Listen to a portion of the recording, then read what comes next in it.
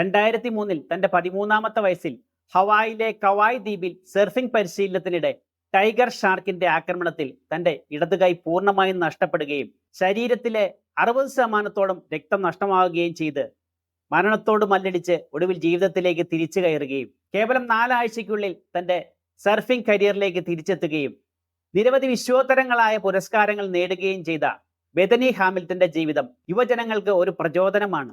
എങ്ങനെ തന്റെ ആത്മവിശ്വാസം നിലനിർത്തിക്കൊണ്ട് തന്റെ ജീവിത വിജയമാകുന്ന ലക്ഷ്യത്തിലേക്ക് എങ്ങനെ സഞ്ചരിച്ചെത്തി എന്ന് വിശദമാക്കുന്ന തന്റെ ജീവിതത്തിലെ അനുഭവങ്ങൾ പങ്കുവെക്കുന്ന നിരവധി പുസ്തകങ്ങൾ എഴുതിയിട്ടുണ്ട്. സോൾ സർഫർ എന്ന തന്റെ ജീവിത കഥയെ അടിസ്ഥാനമാക്കി എഴുതിയ ആത്മകഥയാണ്. അൺസ്റ്റോപ്പബിൾ മീ എന്ന മറ്റൊരു പുസ്തകം എന്നും യുവജനങ്ങൾക്ക് പ്രചോദനമായിരുന്നു. ബെഥനിയുടെ ജീവിതം അടിസ്ഥാനമാക്കി സോൾ സർഫർ എന്ന ചലച്ചിത്രവും ബെഥനി ഹാമിൽട്ടൺ അൺസ്റ്റോപ്പബിൾ എന്ന ഡോക്യുമെന്ററിയും വളരെയധികം പ്രചോദനാത്മകമായ സിനിമകളാണ്. ഇതുപോലെ നിങ്ങളുടെ ജീവിതത്തിലും പ്രചോദനാത്മകമായ ജീവിതാനുഭവങ്ങൾ ഉണ്ടെങ്കിൽ താഴെ കമന്റ് ബോക്സിൽ രേഖപ്പെടുത്തുക. അടുത്ത വീഡിയോ നിങ്ങളുടെ കഥയാവട്ടെ.